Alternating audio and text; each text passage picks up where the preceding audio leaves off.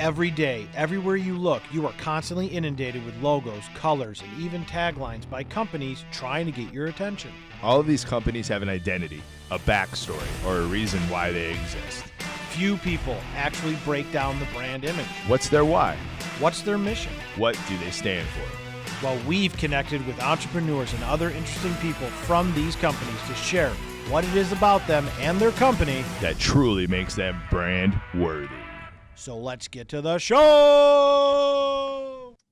Hey, what's going on, friends? Jason here from Brandworthy. And I'm Mike from Brandworthy. Yeah, we're here today to just start this process of Brandworthy on a regular basis, guys. And we have one heck of a guest that's going to give us just tons of information about architecture and building things. We met Mike Carney, who you're about to meet. We met him here at Bellworks, and he's become a close friend of ours. And seeing him grow his business and seeing that passion that he has for what he does, we're like, oh, you need to be on our show. Like, yeah, he's a cool dude, right? Yeah, absolutely. And I think, maybe I'm just not as bright as many people. Like, I get what an architect does, but I wanted to also understand how do I utilize an architect for small projects, big projects, and really the scope of everything he does. And I was blown away by it. I know it's not hard to blow me away, but yeah, definitely. I want to give you a zinger, but you're 100% right. Simple as that. So, guys, we're starting this Brandworthy journey to be able to really diversify our content. You saw us and knew us from the Love Local Off 53 content. And with that, we did community stuff, we did business stuff, and really dove in. We decided that we can serve the community better by splitting those up and by really diving deep into the local brands that are in our community and the local businesses that are in the community and the stories that make them up. So yeah, super excited to be here and kind of get the ball rolling. I do want to, before we dive in, Mike, you have a pretty cool sweatshirt today. Well, it is 2023, and this year was the year of Paintegrity for me. I made a goal to get some Paintegrity swag, and Joe and Tina hooked me up with this awesome sweatshirt. They do, yeah. And then they hooked you up with an awesome hat as well. We got that. So yeah, they're pretty awesome people, right? Like, husband and wife team. I mean, they're okay. They're okay. No, just kidding. No, they're a great team. They got a great company. But what I would say, they have killer apparel, which doesn't make any sense because they're painters and they're just going to ruin it. Yeah. But when they show up to a job, it's not just white. It's some pretty cool swag and apparel. So they're decking it out too. Yeah. This was totally not called for. Can you stand up? Show them the back. All right, guys. So wanted to show you that. For one, it's Brandworthy. We're all about brands that stand for something and that mean something. And when we talk about Joe and Tina at Paintegrity, for us, they're exactly why we're building all of this. It's that mindset that people have about building something that means something. And Joe talks about it, and you'll get to know them on the future podcast. He talks about putting the integrity into paint, and that's how their name came about and all that sort of stuff. So that's who we want to work with. That's who we want to do life with. That's who we want to do business and help promote, because those types of businesses in our community are those that give back as well, are the businesses that are going to help us flourish as a community. So we love Paintegrity, hence why we're repping their swag today. And before we get into our show and introduce you to Mike, we just want to talk about a couple cool events that we have coming up. Mike, can you click that little computer thing of yours? Cool. So, guys, we're doing a lot of things in 2023. I don't know any other way to say that, but it all starts with loving and giving back to our community in different ways. So the first thing that I'm going to show you is what's on the right-hand side. It's the Love Local Swarm. We're really excited for that. We are partnering with Blink Tees and Steve Long and Jeff there to be able to work with local businesses to bring them business on slower days. And then in return, by doing that and creating type of networking vibe, that we're gonna get a charity involved, and they're gonna give back to that charity as well. So for our first Love Local Swarm, it's gonna be at Church Street Brewing. So you ever been there? Yeah, I have a few times. Great beer, great people, great atmosphere. So I would check it out. Yeah, it definitely is. And then Fellowship Housing is the recipient and the nonprofit that is going to be where the proceeds go to. Additional proceeds will go to given by Church Street. So my friends, for us, this local swarm thing is very much if we support local businesses and the businesses give back to the nonprofits and the nonprofits love on the people in our community, imagine what our communities look like, right? So join us on January 31st. You could go down and scroll on our page and you could see those links. Actually, Monica, can you maybe put that link in the comments so people could get them? Yes. Okay. Cool. And then the one on the left-hand side is Local Talks. So Local Talks, some of you know that came by accident, and it's going to be one of the most beautiful things that I think we build this year. The first Local Talks is going to be about the joy of giving, and it's going to be held by Mr. Raghu Sundara, which many of you know, and he's going to be interviewing from his podcast. He's going to be interviewing Ritesh Shah of JRS Group and of also of the Giving Group, obviously, where they're going to talk about the joy of giving. So come join us there. Monica will throw the link in there as well. That's on February 2nd. But it's a great opportunity to hear about people that are doing good things in the community. If you're a nonprofit, you want to be there because what the Giving Group does is just absolutely amazing. They pretty much throw cool parties, cool events, and then they give back to local charities. So it's like a charity that helps charities. It's just a really cool business model that Ritesh and his team came up with. So come visit us then as well. So yeah, I don't know. Enough of me talking. Can we get into the show and introduce I was going Mike? to say the same thing. Yeah. No, just kidding. Ritesh and Raghu are great guys in the local community, and that's exactly what we want to do here on Brand Worthy is talk about local businesses, what it is that they do, and we are very lucky that we have Mike Carney here today from SCA. He is a local business owner. He is an architect, which I'll find out what that is shortly. And we're going to really dive deep into what it is his business offers. And if you're looking for his services or know people who need services like that, he's the guy to help out. So, Mike, welcome to the show, and we really appreciate having you. Good morning, guys. Thanks for having me. You know, Jason, it's been great to have an opportunity to meet you and Mike and, share this same space over the past year and a half. And, same thing, to you guys to see how your platform has exploded. And I'm truly grateful to be a part of it. And, I wanted to thank you for giving me an opportunity to be a part of it and, help me get my story out. Yeah, it's a great story, man, and you do such great work. And I remember, we've been here about a year. You're an OG here at Bellworks, right? When did you come over? I was here and I've been here for a little over a year and a half. Okay, cool. Yeah, it was the summer of 21. Okay, cool. So yeah, we came last. It was really December of 21, I guess. Okay. So a little bit later. But I remember when Monica was like, "I just met this architecture, and we're gonna have to do lunch with him." I can tell you. So that's my Monica impersonation. I just feel her staring at me and back at right. She's right over here right now. Nothing but love for sure. Guys, listen. I got an idea. That's pretty much a Monica impression. So anyway, we really architecture. It's a big thing. Some people maybe have different thoughts and views on it. What we really want to do is just talk about like you and your company. Give us your elevator pitch and what you do and who you serve. Certainly.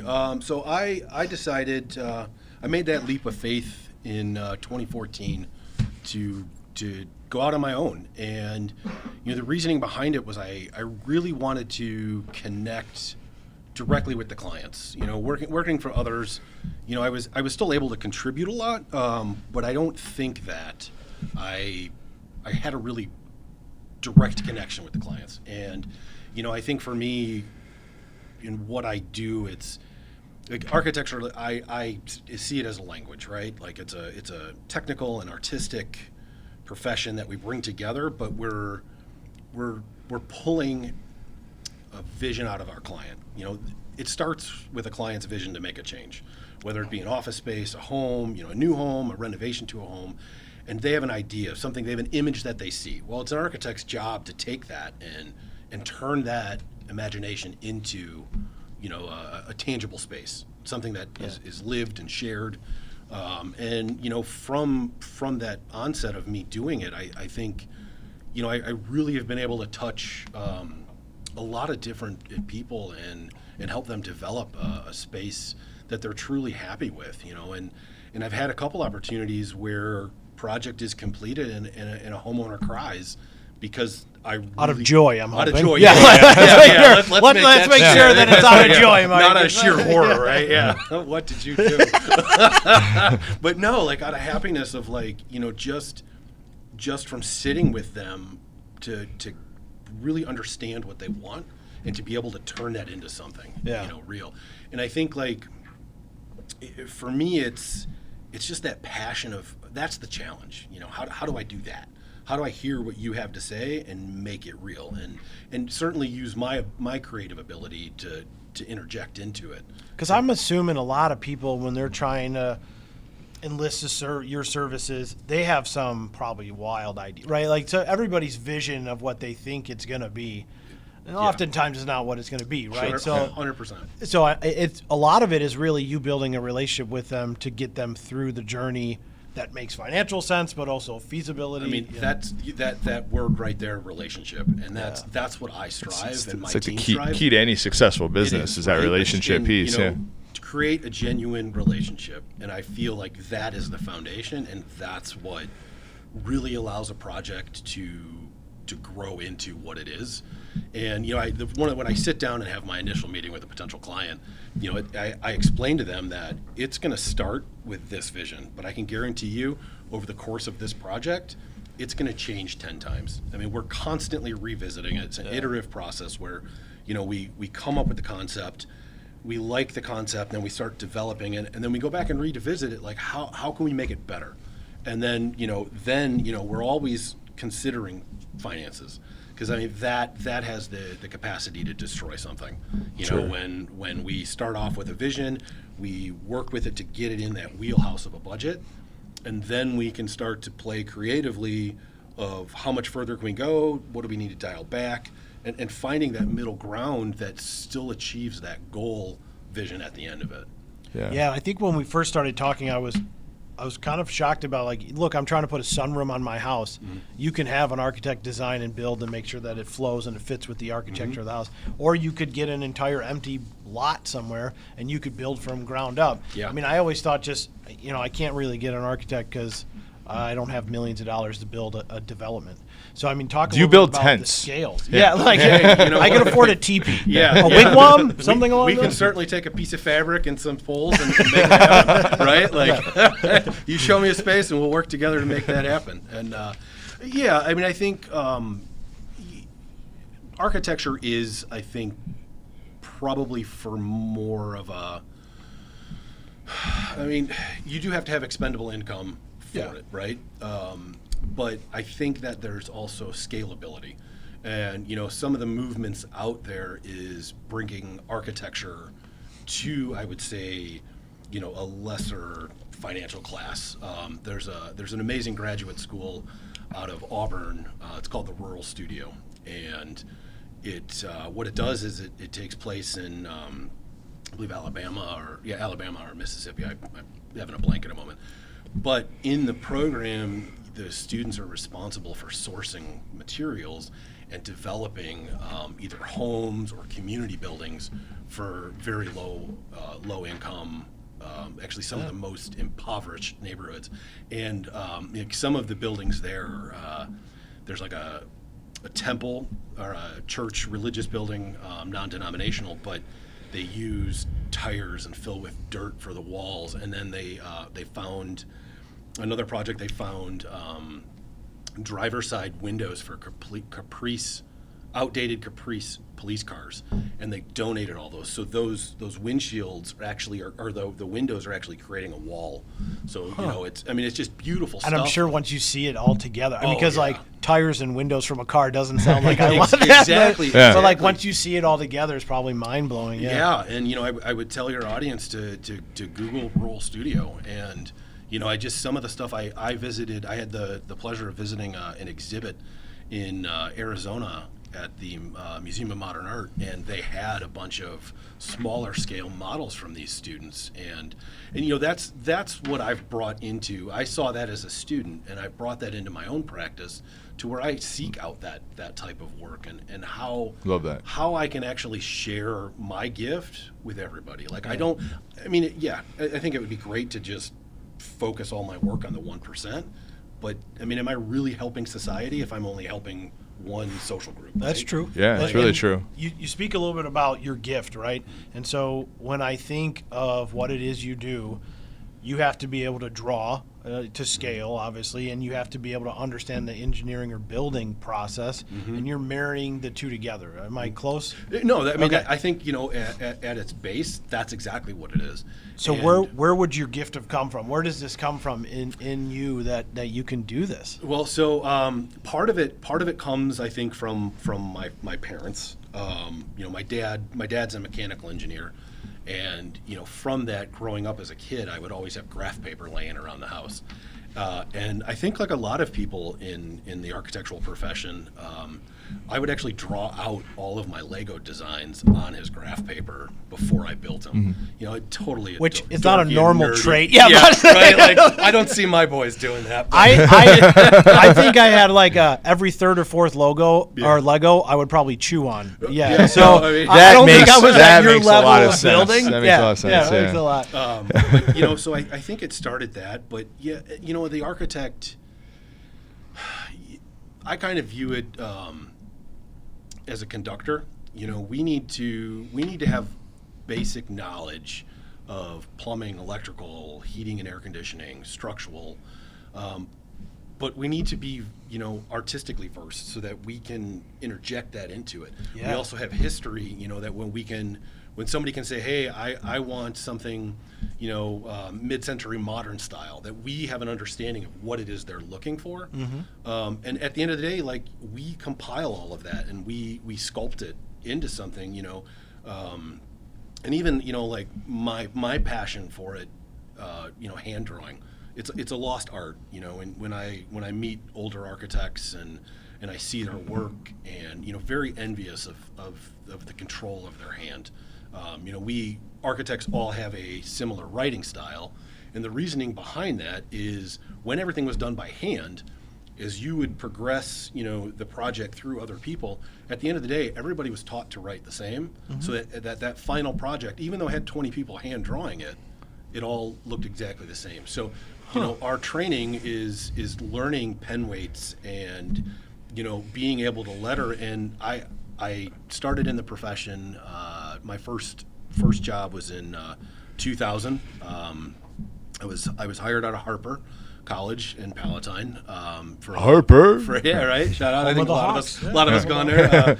But I started there. A woman architect who is my mentor and has taught me a tremendous amount. Took a chance on me, and she had made a comment to me that my lettering was garbage. And I'll take a chance on you. Right? But your lettering is Yeah. garbage. We've all had that, boss. and at Yeah. the time, like, Or mentor. I happened to write in all caps, and so for the past 23 years, I still will write my alphabet probably 10 times a week, to just try Just to practice just it? to practice it and perfect every letter to exactly how I want it to be. And Wow. I mean, it's an art form for me. Yeah, And, that makes me like you even more. I think it's an art to go old school, right? Yeah, and to yeah. keep it there. I look at it for like film, right? Or for photography, it's using, regular film like our grandpas used, and then going out there and create with that. It takes a true artist to really kind of be Absolutely. able to pull that stuff together. Absolutely. So like between that and like you're relationship driven with what you do, and it shows that you care about your clients, very much so, and you bring this unique skill set. My thoughts for you is I like to go back to like these stories, these origin stories. Like where did this come from? When did you and what's your why within it? Like, because I think it's not everybody's passionate about what they do, Mike. You know, it's if you're in it, like we're passionate about what we do, but not everybody has that. So where does that come from? Yeah, I think for me, it began as a passion for art, for drawing. That really motivated me as a child and throughout high school. Full disclosure, I was lost in high school. I didn't have the direction to be an architect. Like I'm not one of those people that right from high school going to architecture school and this is what we're going to do. I knew that it was there. I knew that I wanted to do it, and I knew I wanted to be somewhat in the field. And I think it does come from a childhood passion of art and building with Legos, right? And that was something I'll admit I even did into a teenager. and building forts. And did you always see like the angles and all that type of stuff? Is that something that was always. natural to you? Yeah, and it's funny you bring that up, and just side conversation. Every time I go out with my wife, guaranteed wherever we are, I'm staring off into space, and she'll have to reel me back in because I'll see something and I'll oh, that's pretty cool. Over here, Mike. Over here. Yeah, right. We're focusing. Yeah, hey, conversation's over here, hon. Your kids are over here. Stop daydreaming. My kids don't have good angles, but this building has a good angle. Right? That's true beauty. But I think for me, always staring at detail, and definitely, I am very drawn and passionate about history, and I think that kind of inspired it as well. If you look at the old masters and in what they were able to accomplish, and before computers, I look at all like the old cathedrals and everything in Europe. These were done years, centuries before modern technology, and they're still standing. And it just blows my mind. When I visited some of them, how they're still standing 600 years later. And I think that just drove me into the architecture. And what's on that question, what's something that's built today, what's like the shelf life is the wrong word, but what's how long should something last, a home or a commercial building? I think a lot of things, if you look at I'll just use something that's pretty typical, like an asphalt shingle, right, on almost every home in the country. They have a shelf life, if you get the larger ones, for a 30 to 35 year, and then you're going to start to look for replacement. Then you're going to look, potential water infiltration. So, I'd like to think that we're designing and building for long term, but I think, part of the, I'd say maybe a majority of things today in our culture are tear down, redo. A lot of my work is buying an older home, tearing it down, putting in a new one. Where you look in other places where land isn't so available, you're staying in that same home. You're building onto it. It's multi-generational. And I think, there's certainly a lot of people here within the U.S. that try to do that. But I think, for the most part, it's just tear it down. And so I would say anything less than 100 years, I wouldn't see something, lasting longer than that. And I think, part of it is materiality. So, some of the products aren't made. If we look at our cars, they're designed to be replaced. Yeah. They're not designed to last forever. They're designed because they want you to buy a new one. Yeah. And I think, some of the homes today are of that. And I think, I wouldn't say that it's deceitful. I want to get that, out there. I just think that where we're at is not, because we're designing with, or we're building with organic materials. If you look at these things, like in the U.S., you do have homes that are around 300-400 years. But you go over to Europe, everything's built out of stone, concrete. So it's gonna last. It's not gonna, burn down. It's not gonna rot. I think a lot of it is just the passion, that they've got to upkeep those buildings. Cool. Thanks for sharing that. What you've talked about this a little bit in between, but what types of service and products do you offer for your target market? How do you help? Yeah, certainly. So I think for me, what's important for us is I think diversification is key. I like to think of myself as a talented, well-rounded architect that can flow between product types. But if we were to, just outline a couple, I would say, certainly a residential stance, new construction, but also major renovation would be good, because it's a challenge, going to meet with a homeowner and, hey, this is I do it for me as well, just to keep myself being challenged, right? But also, on a business sense, I like to believe my core focus is to create space. And if I can create, if I'm looking at a business, especially now in with the way the world is post-COVID, we're trying to navigate that of, do we come back to the office? Do we work from home? Yeah. What's that hybrid model? It's all blended in. Yeah, and so for a business, how do we navigate that, and how do we not waste money? If you're gonna have we're finding ourselves with all this office space, but 80% of it's not occupied every day.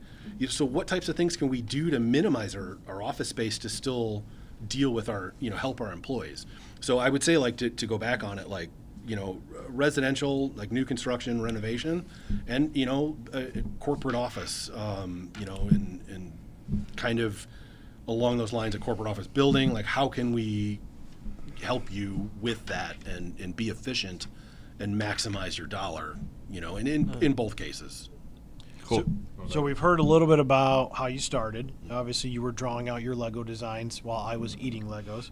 And then, you got your first job, you got your first start. 2014, SCA becomes a vision for you, something that you can reach.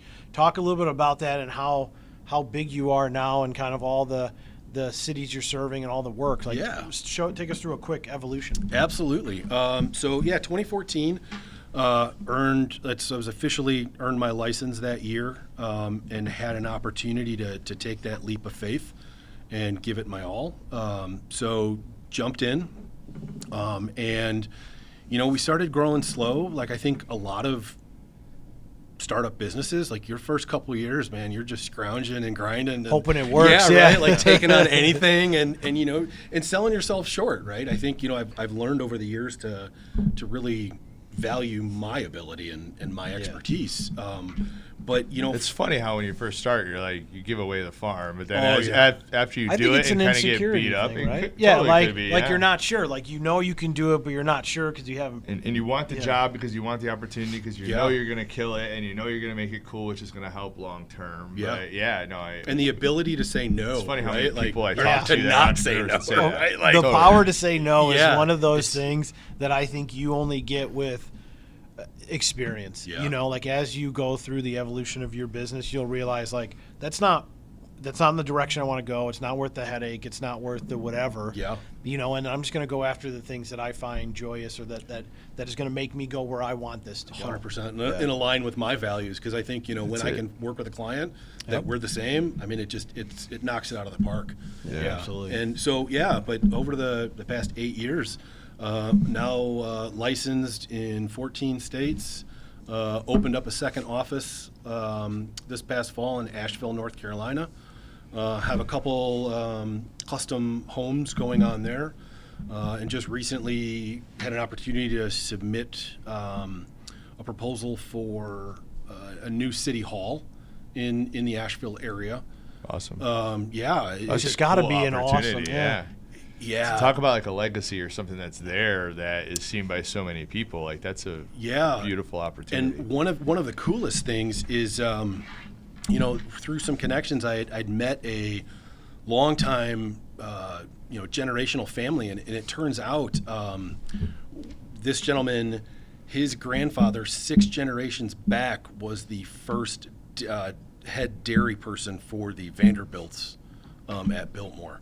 And when Biltmore started to kind of reduce their size, they gifted this gentleman's family 60 acres, off in a valley. And I met with him, wonderful gentleman, like so much history and to learn about it. But I'm humbled that he actually asked me to design his home. So we looked at his parcel that he wants to put it, and some of the things like tying it back to what an architect does. And here's where this ties in. So I visited the parcel with him, and he's pointing out where his childhood treehouse used to be in this grove of trees, and then there's a path up the side of this mountain where he used to ride dirt bikes with his family members. And he pointed out some views. So the home that I'm proposing for him is very subtle little things that only he would know. Like if you visit it, you're not going to know it. But that path that he used to ride his dirt bike up is actually going to be a continuation of the staircase that leads down to his outside patio. So as he stands there, he'll look down that path. Cool. Yeah. And part of the stair is actually going to come up and be a crow's nest for him just to sit and enjoy the forest. But it's reminiscent of his treehouse. And then, simple things. Like stuff like that, though, like you don't, like that's, I think, the coolest part of what it is that you do, because you're building it for that person and they're going to always remember it. The other piece is like when someone else buys that, he's going to be gone or whatever in 100 years. Someone's going to come get that house. They're going to have no clue Yeah. You know, like the symbolism and the design and Yeah. and the detail that goes in. And it's something so subtle, but it means so much. And I think like that's where the architect really steps in to reach out, right? Yeah. And like that's, I mean, for me, that is what I try for on every project, because, you know, like every project's important to that client. You know, like it's still an investment of themselves, Yeah. and I try to get the best out of it I can, and you know, include them in it. And I think sometimes, like, you know, construction is certainly, it can be a very stressful process for a lot of people. Yeah, you know, and yeah. a lot of people don't know it. But you know, I give the opportunity to my clients to dive into it and work with us and be a part of our team. And I think, you know, to share my passion and that love I have for it with them. I just think a lot of people feel like I can just get a contractor and I can just, oh yeah, they'll just know it. Mm-hmm. But these contractors don't know anything about design. You know what I mean? Like functionality of the space. Yeah. They know how to build a wall or take a wall Yeah. down or whatever. Yeah. They're not going to, you have to really live in it. And so to live in a space or work in the space, it has to really fit your needs. And the Yeah. only way you can do that is if you're thinking through it. Some Yeah. contractors, I mean, maybe some are, but a lot aren't really thinking of the usability, right? Yeah. Yeah, and that's really where you add a touch. And like our model is we try to bring the contractor in day one, so that the client, the owner, the architect, and the contractor are all on the same page, so that we can walk that contractor through that process as well. Because I mean, like some of the pitfalls that we run into is design changing things because of the contractor. Like they didn't want to do it this way, and you know, and I run into it all the time where I'm told, you know, like, kid, I've been doing this longer than you've been alive. And I was like, well, that's understandable, but like I just spent the past 3 months with this guy, you know, trying to design his home, and you're changing everything that he wants. Listen, do what I tell you, all right? Right? Yeah, right? Like it's I don't want to like I'll get right to that point, but I won't cross that line. Yeah. So Yeah. 14 states is a huge accomplishment Yeah. in a short Very amount huge. of time. Yeah. I also know from talking to you before the show, we do prep work around here. Might not look like it, but we do some prep work. Is that you Just have a because we wear project? sweatshirts and hats doesn't mean we don't take our work. I mean, that was very more of a seriously. Jason comment than anything. But no, so I also know you have some work overseas that you did in Italy, right? And so talk a little bit about Yeah, that. so you know, very fortunate in undergrad to have been introduced to a historic preservation and restoration program in a town about an hour north of Rome, and so I basically spent 2 summers there. We were restoring a 12th century church, and you know, like just that whole opportunity to, like, again, you know, to check that off my box of like one of my passions is keeping history alive for people and actually having my hands on it. You know, and it's So important I mean, you know, like I think that's to know part where of we've come from and Yeah. understand that. Yeah, to understand that what was before us. Yeah. I think helps us go into the future too. 100%. I mean, there's a lot to learn two from it. summers in Italy is not really twisting your arm. So I don't think it No, was, yeah, you know, no. it wasn't hard. It's not That like doesn't it's, suck, yeah. Right? Yeah. Like until I got married, it was the time of my life. well, of course, yeah. And Honey, now- did you hear and that? now- Did you hear that? Right? Yeah, she got- And your wife. She's probably watching. So I wanted to get that in there. Very smart. See, Yeah. this guy is smart. He thinks it through. He Yes. really And does. there's a handful of people watching, and somebody out there might be Mike's wife. What's your wife's name? Molly. Molly, hi, how you doing? Yeah. Along with everybody else, he's talks so well of you all the time, to say the least. So we do have, not to interrupt, we do have a handful of people watching right now. So thank you all for joining in. This is live, and it's live for a reason. So if you have questions about architecture, about anything that sparks an idea for you, give us an ask. Our goal is, Adam, can you show Miss Monica over there? She's, oh yeah, we're working on it. We're still She's working out somewhere those over kinks. there, That's Adam. gonna Yeah, happen. just We're you gonna can get just there. kind of keep getting there. Yeah. Hey, there's Monica. Everybody. The backbone of what we do. She's watching comments, so if you have comments, please ask. She's also keeping Mike and I on point by every once in a while just throwing something at the back of our heads when you I don't assume see you it. mean Mike Carney on Thanks for point that. because No, I'm always on point, so I don't know. That's what he Yeah, says. oh, me. Yeah, that's Okay. good. But ask questions, guys. We're glad you're here. Thank you, guys. Mike, we've delved into this a little bit, and there's so much good things that you talk about. Let's talk about like how you identify the problem that your company solves. Like, and what's the idea that led you to kind of start this company? You don't go into that too much, as you already talked a little bit about it, but what are you feeling? So, like design is a solution to a client's project, right? Like the problem is, we refer to it as a program. You're going to come to me and say, I need this, this, this, and this. That's our program. Written document, covered square footage. That's the problem, and we solve it through architecture. So every client I meet has a different problem, and our goal is to solve those problems, cost effectively for them, but also try to give them, to squeeze every ounce we can out of their dollar. And whether it be business ways that we can actually help their businesses be more efficient, by understanding adjacencies. So Department X doesn't necessarily have to be Department Y. Like, it could sit next to Department C, and we explore all of that. And same thing for a homeowner. Like, hey, I'm working with a couple right now that they're expecting another child, but where do we put another bedroom? Like, do we go back? Do we go up? You should have thought of that before you were going to have a second child. But saying that takes me out of oh, that's potential true. work. Yeah, never mind. But like working and being able to solve those problems, like, that's what I love. Like, I love being challenged, and sometimes like, there isn't a solution. Sometimes there's a lot that governs construction and home sites, that there's only so much you can do, and sometimes your lot isn't big enough to go up or out. Like, the municipalities just don't let you do that.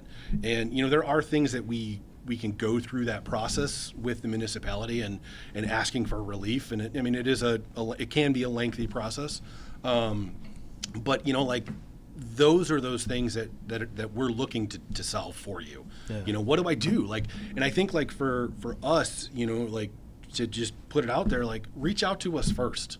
Like, all too often we get pulled into projects where somebody's already purchased an office space, but they didn't actually figure out how much space they needed.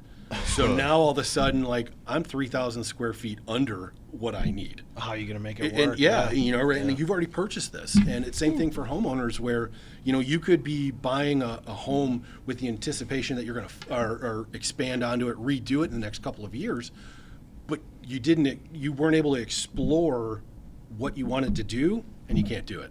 Totally. Or even like being a parcel of land. Like, hey, I want to do this and I want to buy it, but what you want to build might not be possible. And it's like, I'd much rather get on a phone call with somebody for 2 minutes to say, hey, this is what I'm thinking, can you take a look at it?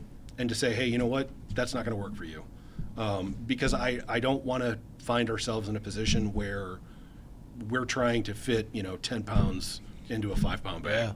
I sometimes think it of, doesn't like, in business, I don't know the dates, they all blend together, but maybe 10 years ago, everybody said, let's get to open concept design for like offices. Yep. And then I remember, like, 3 years after, they're like, this sucks. You can't get any work done. There's too much noise. So now they're moving away. Yep. So, like, how hard is it coming out of the pandemic and trying to figure out all these tricks? What kind of nuggets do you have for somebody going through the process of what is right for them? Like, it's a great question, Mike, because I think it really involves, you've got that typical business model that we all know, like, biggest office goes to the biggest position, and then trickle down effect, but I think a lot of it is working with the end user and how they actually use that space, because like you just said, like, sometimes being in an open office, a lot of people find that extremely distracting. Yeah. And for others, it's a good environment. And I have arguments for both,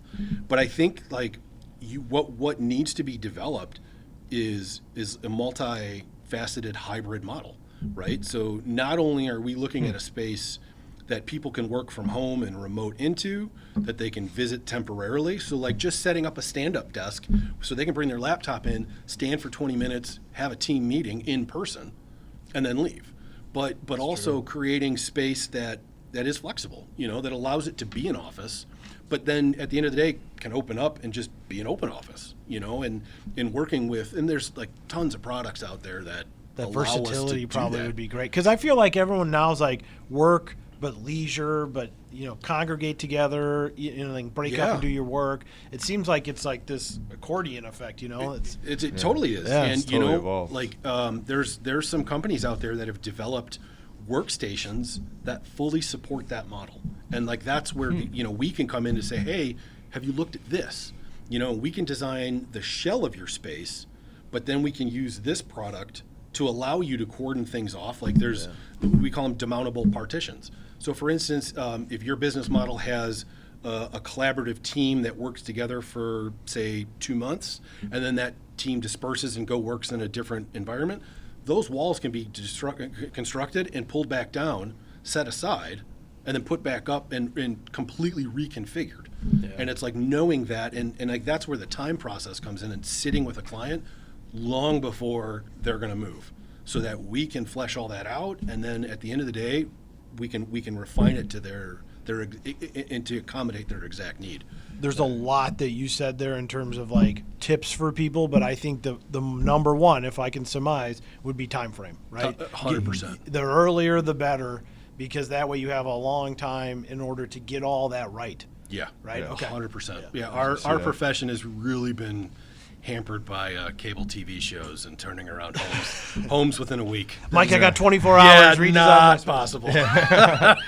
Yeah, sorry. Nope. You get that TP that Mike wants. Yeah, for that. right? Maybe Yeah. that's it. Yeah. So I love how you talk about the future of the workplace, because I don't think that's something I really thought of before we had our conversations. And the workforce, and then the way businesses and corporations and all that do work, and how they bring their teams together is totally changing and evolving over this last few years, and will continue as we go into the future, right?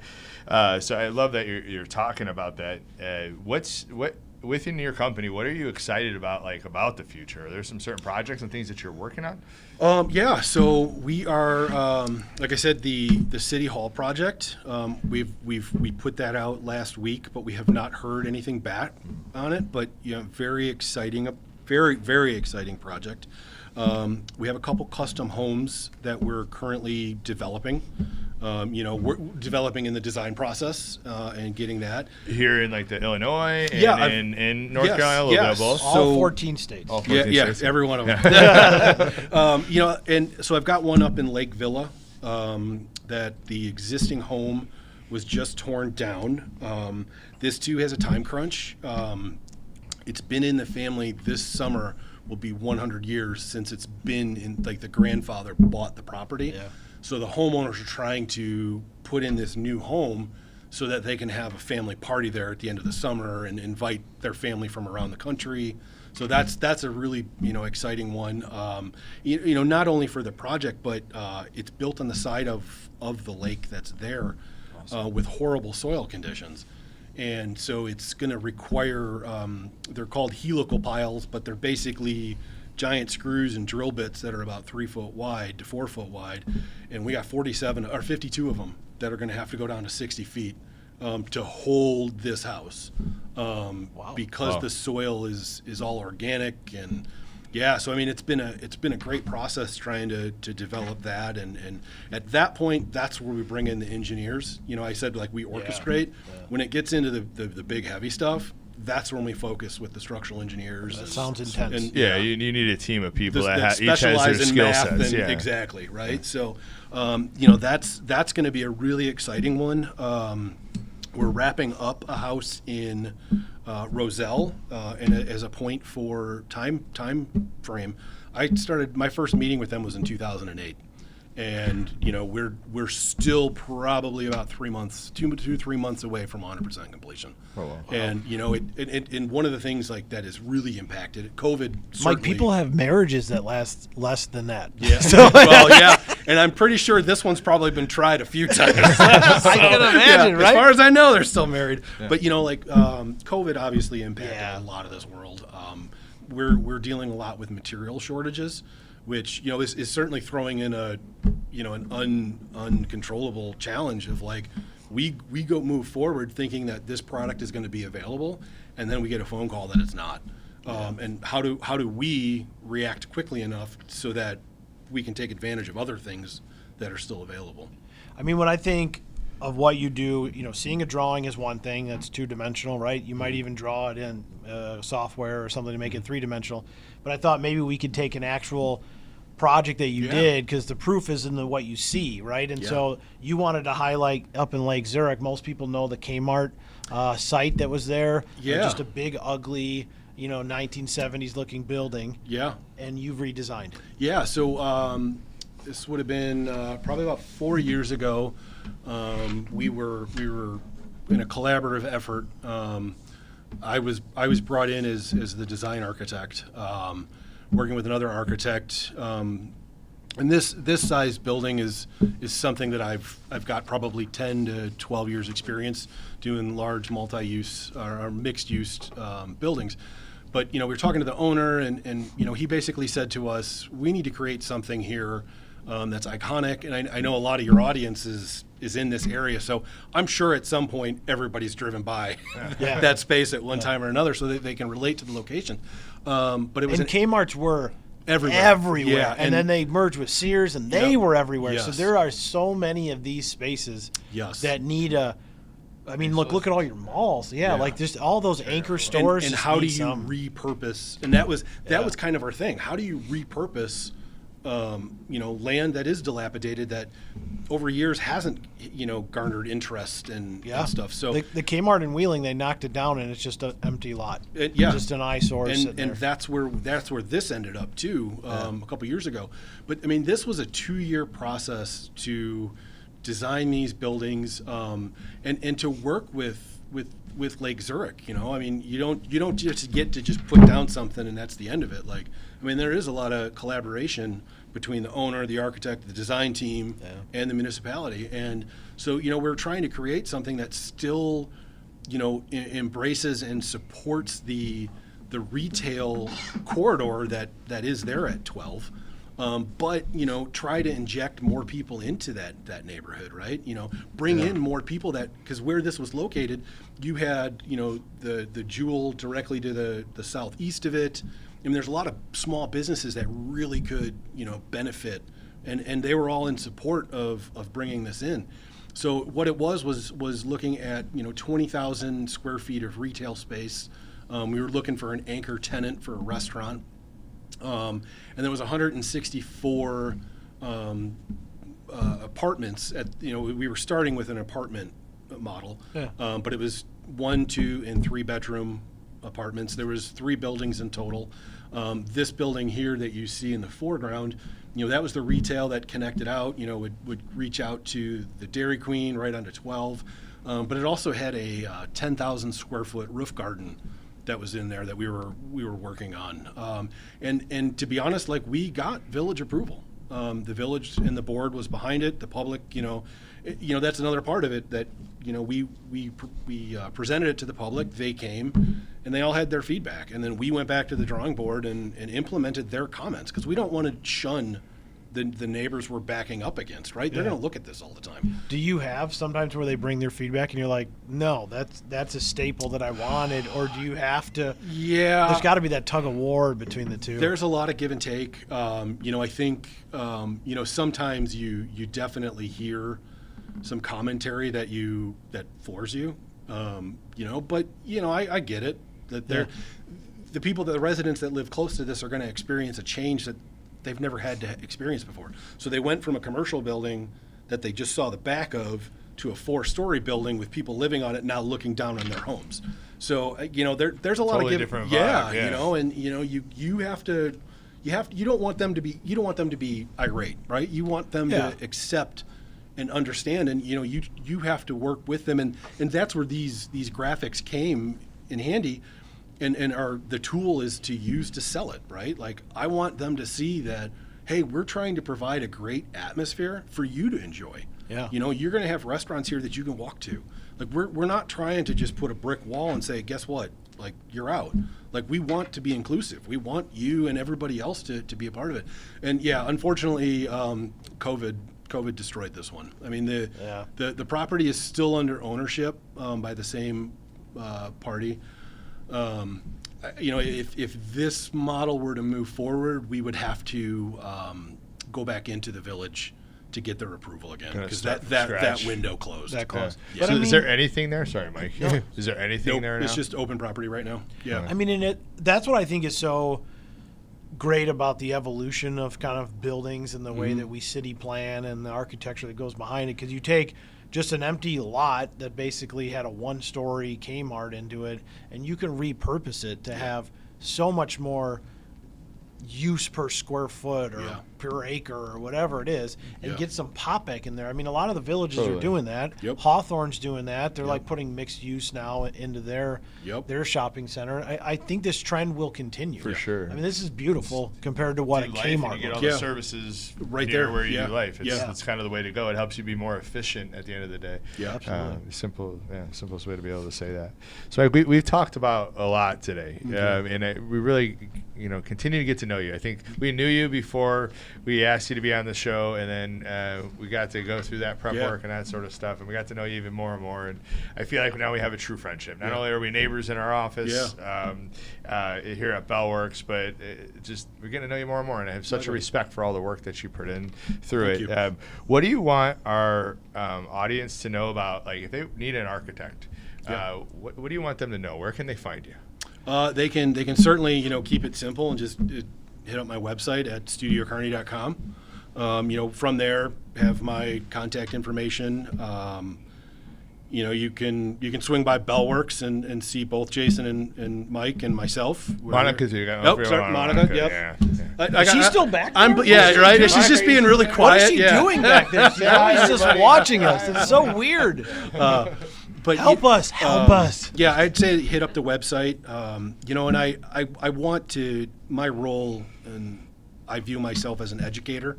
A little side note, I am also adjunct faculty at Southern Illinois. I taught a graduate level design studio.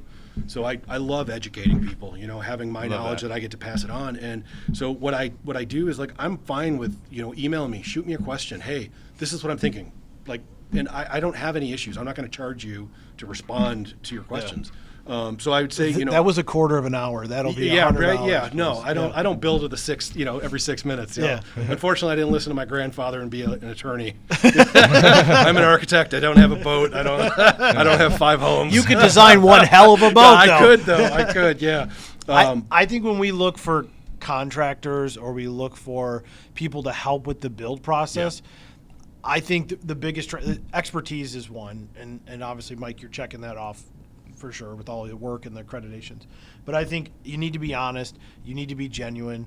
I think you have to have a relationship based, almost like we're going to be a family. I mean, you've been working with some people since 2008. It's 2023. Yeah. And so if anybody is looking for an architect, I definitely would recommend Mike for the journey, for what you're going to help throughout. I feel that I would be more confident at the end of my project because I would like it. Probably won't look like the way I dreamed it, but it'll be exactly what we need for functionality. We'll get you that TP, buddy. I want a wigwam now. I'm upgrading. Why don't we just go big and go for a yurt, man? So I do really appreciate you having on the show. I love sitting down with people who are making an impact in the local community, and Mike Carney is definitely one of those. It definitely is. We just, a comment came through. Molly asked you, when you get home, just take out the trash. Done. So Molly, you got your back. Can you got your back. We'll make sure you know. Can you architect the trash to the garbage, please? Right, yeah. My friends, we are loving this ride that we're on with Love Local Media and here at Betty D's studio to be able to bring in more and more podcasts, not only our own, and we're excited about the future and excited about having many of you on this journey with us. My friends, we're stronger together. That mission, sorry, I lose my voice, has not changed, and it will not change. It does take a village to do this thing we call life, and we're stronger together if we work together and support each other in our local communities. So thank you, Mike, for being on the show today. My friends that are out there, we'll see you around town. If you need help with media, you know what we do, and we're pretty darn good at it, and we love it. So peace out, my friends. We'll see you on the flip side. Peace. Peace.